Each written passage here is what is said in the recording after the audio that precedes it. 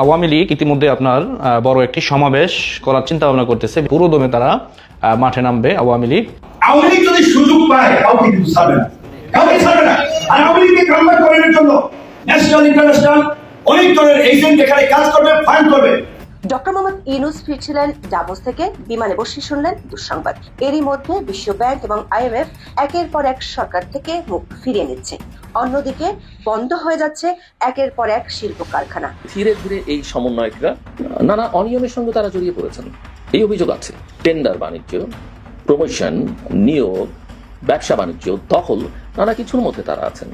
চাঁদাবাজির মধ্যে তারা ঢুকে পড়েছেন। অনেকে এখন বলছেন না সরকারের উপদেষ্টাদের কারো কারো রাজনৈতিক পরিচয় নিয়ে আলোচনা তুঙ্গে, সমালোচনা দেশ জুড়ে। ঠিক সেই মুহূর্তে বাংলাদেশে এই মুহূর্তে মাস্টার মাইন্ড মাহফুজ আলম তার নিজের রাজনৈতিক পরিচয় অনেকটাই পরিষ্কার করলেন।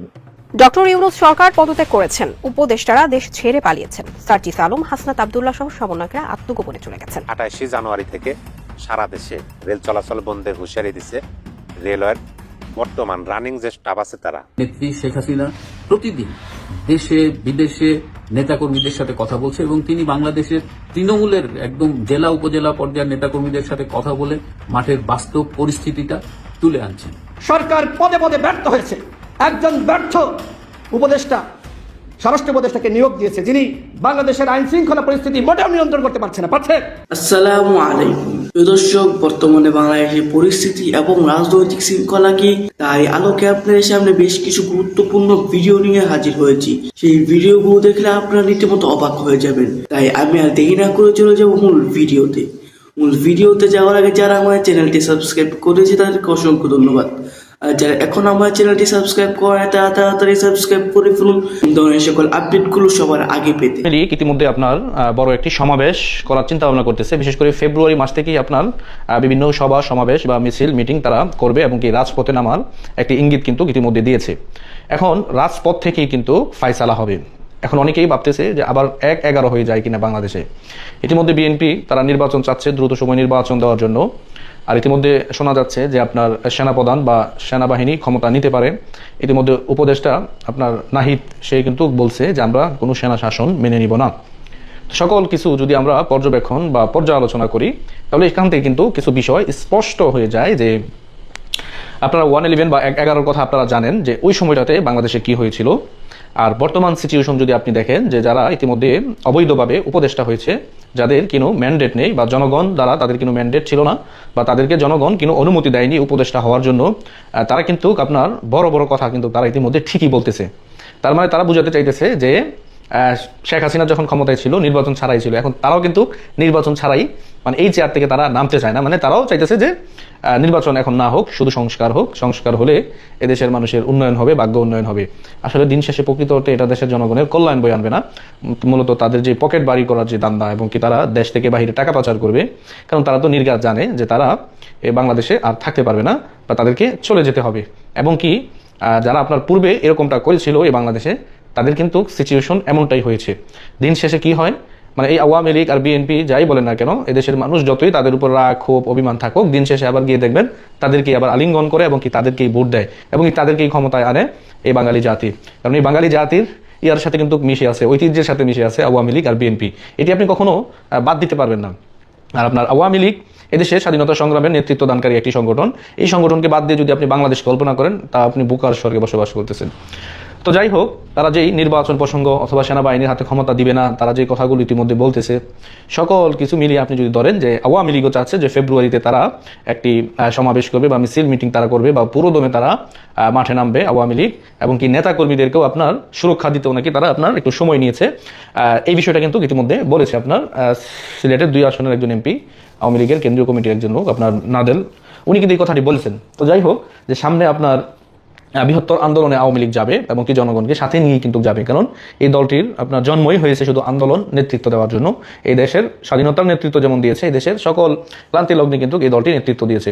আপনারা নিশ্চিন্তে থাকতে পারেন, অবশ্যই মিছিল মিটিং সমাবেশ আপনারা করতে পারবেন।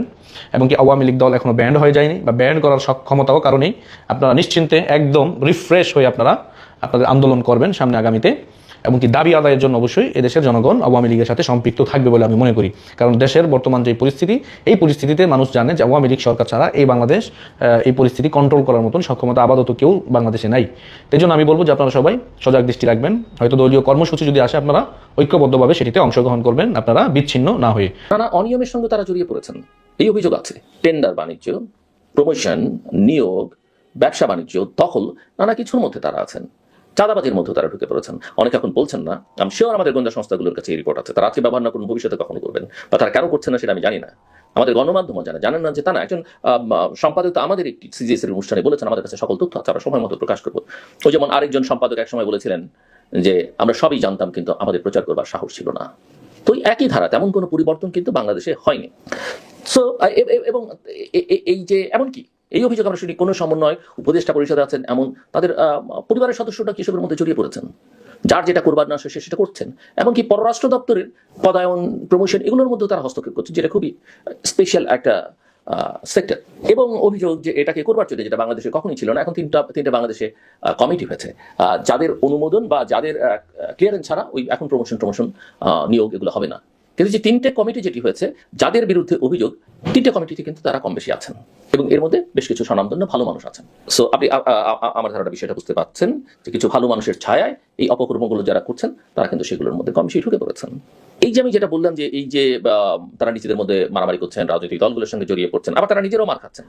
সব সংবাদ হয়তো সত্য নয়, সব সংবাদ আসেও না সেভাবে, এবং তাদের সম্পর্কে ইতিমধ্যেই কিন্তু মানুষের পারসেপশন যে খুব ভালো তা নয়, মুখ ফুটে সবাই বলতে পারছেন। এমনকি রাজনৈতিক দলগুলো বলছে না, কারণ রাজনৈতিক দলগুলো যারা ক্ষমতার কাছাকাছি চলে গেছেন মনে করছেন, তারা মনে করছেন এগুলো বলে আমরা আবার নতুন কেন বিতর্কের মধ্যে জড়াই। সো আমি যেটা দেখছি যে ধীরে ধীরে এই সমন্বয়করা তাদের সমর্থন, সাধারণ মানুষের সমর্থন, গ্রহণযোগ্যতা, আস্থা হারাচ্ছেন এবং হারিয়ে ফেলাচ্ছেন, এবং এটি তাদের একটা রাজনৈতিক শক্তি হিসেবে বাংলাদেশের তরুণ শক্তির যে সম্ভাবনা ছিল সেটাকে ধ্বংস করেছে।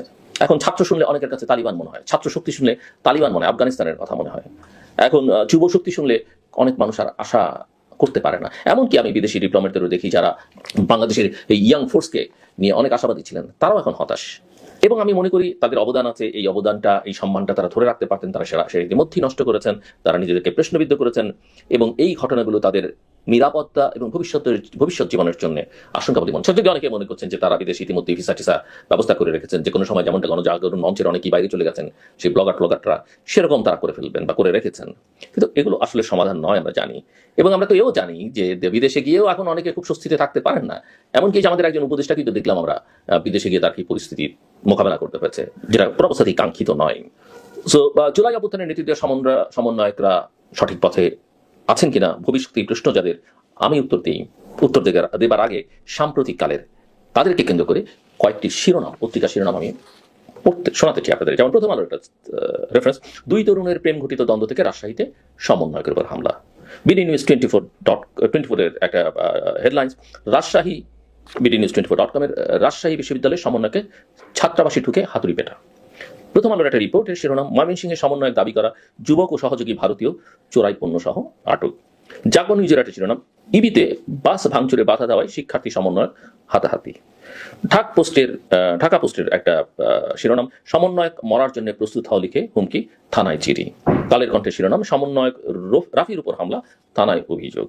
কালের কণ্ঠের শিরোনাম, যৌথ বাহিনীর অভিযানে 2 সমন্বয়ক গ্রেফতার। প্রথম আলোর শিরোনাম, টাঙ্গাইলে বৈষম্যবিরোধী ছাত্র আন্দোলনের সমন্বয়ককে মারধরের অভিযোগ। প্রথম আলোর আরেকটি শিরোনাম, ঈশ্বরগঞ্জের সমন্বয়কের বাড়ির দেয়ালে মরার জন্য প্রস্তুত হওয়া লিখে হুমকি।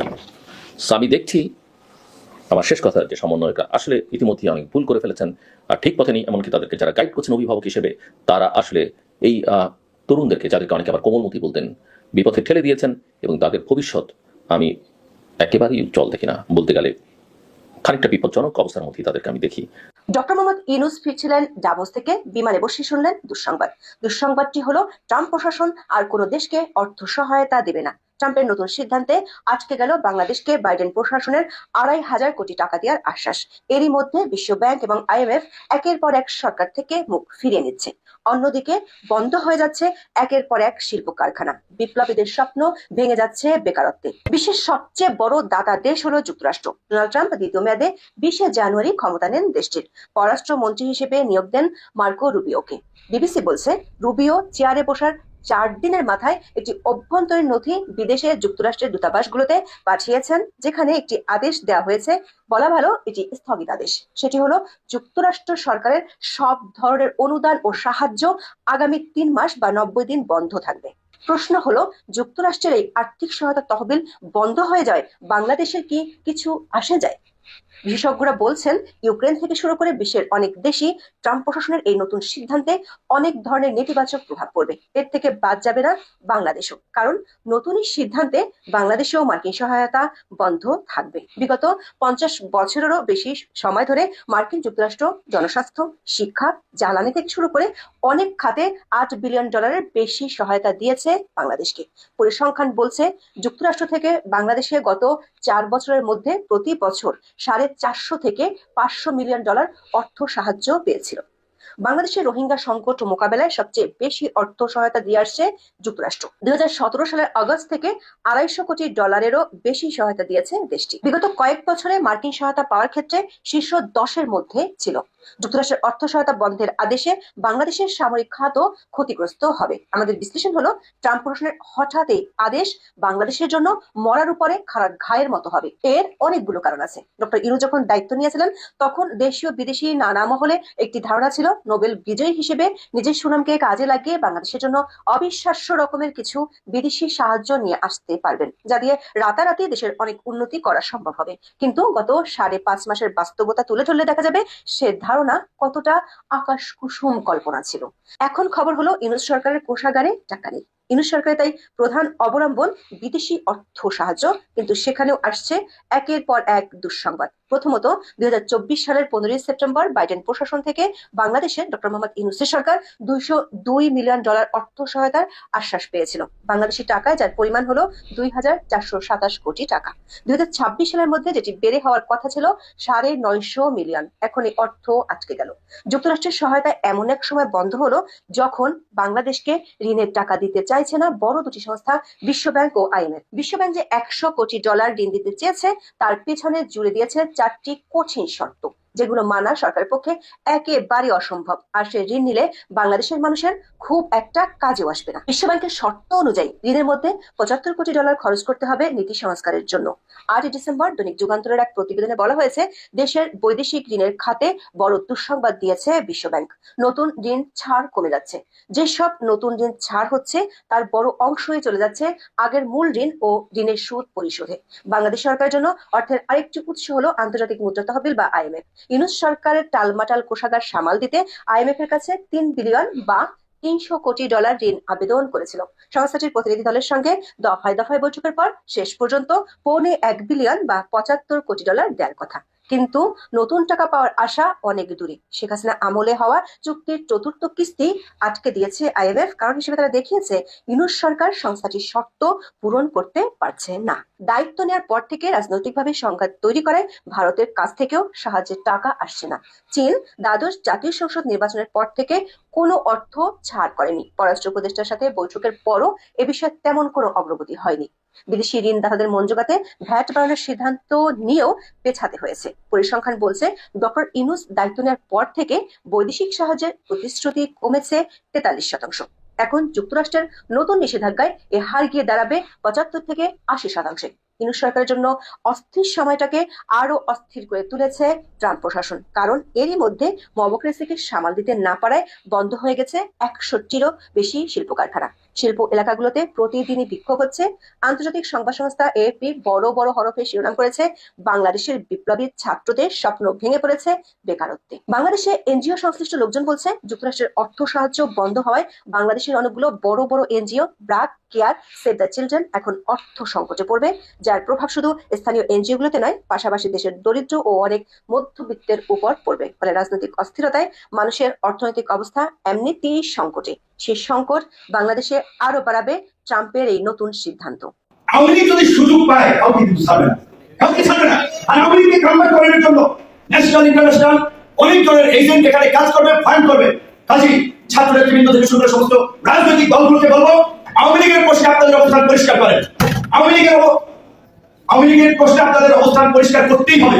এবং জনগণকে বলবো, 71, 90, 2007 সাল, এই 24-এ অসংখ্যবার এই দেশের সাধারণ মানুষ, ছাত্র জনতা, কৃষক শ্রমিকের সন্তানেরা জীবন দিয়েছে। এই আন্দোলনে আমরা বলি 2 শতাধিক মানুষ মারা গিয়েছে, কয়েকজন এমপির ছেলে মারা গিয়েছে, কয়েকজন সচিবের ছেলে মারা গিয়েছে, কয়েকজন পুলিশের ডিআইজির ছেলে মারা গিয়েছে, কয়েকজন শীর্ষ ব্যবসায়ীর সন্তানরা মারা গিয়েছে। মারা গেছে কিন্তু কৃষক, শ্রমিক, রিক্সাওয়ালা, ভেড়ালা, আপনার আমার মতো গ্রামের ছেলেরা, তরুণরা, সাধারণ মানুষ সুফল ভোগ করেছে এই সমাজের উচ্চবিত্ত, ধনী, লুটেরা, সিন্ডিকেট শ্রেণী। কাজে এইবার তারা সেটা না পায়, সেই জন্য আমরা বলেছি আমাদের নতুন রাজনৈতিক বন্দোবস্তের প্রয়োজন হবে। নতুন রাজনৈতিক বন্দোবস্ত আমরা চাই। জনগণ যদি সেটা উপলব্ধি না করে তার সাথে না থাকে, তাহলে কিন্তু জেলেও সেই করবে।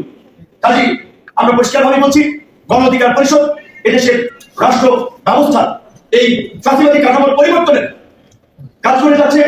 নির্বাচন থেকে শুরু করে প্রশাসন, সমস্ত ব্যবস্থা কাঠামোর পরিবর্তন চায়। সরকারকে আমরা শুরু থেকেই বলছিলাম, আপনারা নাম দিয়েছেন অন্তর্বর্তীকালীন সরকার, ওইখানেই সরকারের পাইন মেরে দিয়েছেন। অন্তর্বর্তী নাম দিয়ে, অন্তর্বর্তী নাম দিয়েই খাইছেন। অন্তর্বর্তী নাম হচ্ছে জাতীয় সরকার, সর্বদিনের সরকার। আপনারা করেন নাই। আপনারা ভেবেছিলেন যে খুবই সহজ, আপনি সবাই মেনে নেবে, আজীবনের জন্য সাপোর্ট দেবে, বছরের পর বছর থাকবেন। কিন্তু দেখেন 5 মাস যেতে না যেতেই সরকার এবং রাজনৈতিক দল, সবাই হয়তো কিছু কিছু রাজনৈতিক দল মুখোমুখি হয়ে দাঁড়াচ্ছে। এখন এই অবস্থা যদি চলতে থাকে, তাহলে আওয়ামী লীগকে নিষিদ্ধ করা লাগবে। আওয়ামী লীগ এই আপনাদের এই ঝগড়াঝাটি, এই বিভাজনে আওয়ামী লীগের পুনর্বাসনের সুযোগ করে দেবে। আওয়ামী লীগকে নিষিদ্ধ করবেন কোন সময়? এখন তো লিজার লেগে গেছে। এইটা কি প্রত্যাশিত ছিল? এখন আমরা ইউনুস সরকারকে বলবো, আমি জানি তারা করবে না, দাবি মানবে না। আমরা জনগণের কাছে পরিষ্কার থাকার জন্য আমাদের অবস্থানের পক্ষে আমরা এখনো বক্তব্য দিয়ে দেবো। আমরা মনে করি নির্বাচন যদি আগামী বছর ডিসেম্বরে হয় কিংবা পরবর্তী জুন জুলাই হয়, জাতীয় সরকার ছাড়া কোনোভাবে এই সংস্কার বাস্তবায়ন সম্ভব নয়। ইউনুস স্যার বিষয় দিবসের ভাষণে যারা বলেছিলেন, সংস্কার কমিশনের প্রস্তাবনার পরে একটা জাতীয় ঐক্যমত্য সৃষ্টি করার জন্য কমিশন হবে, তিনি সেই কমিটির চেয়ারম্যান হবেন।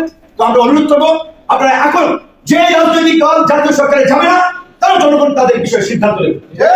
জনগণ কাউকে এককভাবে ক্ষমতায় দেখতে চায় না, জনগণ কাউকে মসনদে বসাতে চায় না। জনগণ রাষ্ট্র ব্যবস্থার পরিবর্তন চায়, রাষ্ট্র সংস্কার চায়, রাষ্ট্রকে নতুন ভাবে বিনির্মাণ করতে চায়। আর সেটার জন্য জাতীয় সরকারের বিকল্প নেই। নাহিদ ইসলাম বলেছেন বিএনপি নাকি চায় নাই, আমরা তো সেটা জানি না। আমাদের সাথে তো বলেন নাই সেই সময় যে বিএনপি চায় না, আপনারা কি চান কিনা? বিএনপি না চাইতো আমরা সবাই মিলে জাতীয় সরকারের পক্ষে দাঁড়াবো। বিএনপি তো রাজনৈতিক ঘোষণা আছে, তারা ক্ষমতায় এলে জাতীয় সরকার হবে। তো নির্বাচনের পরে জাতীয় সরকার হলে, এখন জাতীয় সরকার করলে তো বিএনপির সমস্যা থাকার কথা। কাজে আপনারা বলেছেন এটা আপনাদের বক্তব্য না বিএনপি বক্তব্য, সেটা তো আমরা জানি না। আবার 111 কথা বলেছেন, 111 সবচেয়ে ভুক্তভোগী বিএনপি, সেই বিএনপি 111 দায়িত্বকে আনবে। তাহলে 111 কথাটা কেন আসতেছে? বুঝি সেই ভাগ আসে গল্পের মতো, আসে মানে প্রথম দিকে কেউ রেসপন্স করে না, যখন আসে তখন আর কেউ খোঁজ রাখে না। এই যে 111 নিয়ে আলোচনা হচ্ছে, এই 111 কিন্তু আপনারাই ডেকে আনবেন। কাজে এটা আমরা পরিষ্কার বলছি, আপনারা গত 5 মাসে রাষ্ট্র পরিচালনায় ব্যর্থতার পরিচয় দিয়েছেন। অনতিবিলম্বে উপদেষ্টা পরিষদ পুনর্গঠন করেন এবং সমস্ত রাজনৈতিক দল, আন্দোলনের অংশীদার, নাগরিক সমাজ সবার সাথে আলাপ আলোচনা করে জাতীয় ঐক্য এবং সংহতির মাধ্যমে আগামী বাংলাদেশ বিনির্মাণে জাতীয় সরকার গঠন করেন। দর্শক, আমি আশা করছি আপনারা সকলেই আলোচনাগুলো শুনেছেন এবং এই আলোচনাগুলো নিয়ে যদি আপনাদের কোনো মন্তব্য থেকে থাকে অবশ্যই কমেন্ট বক্সে জানাবেন।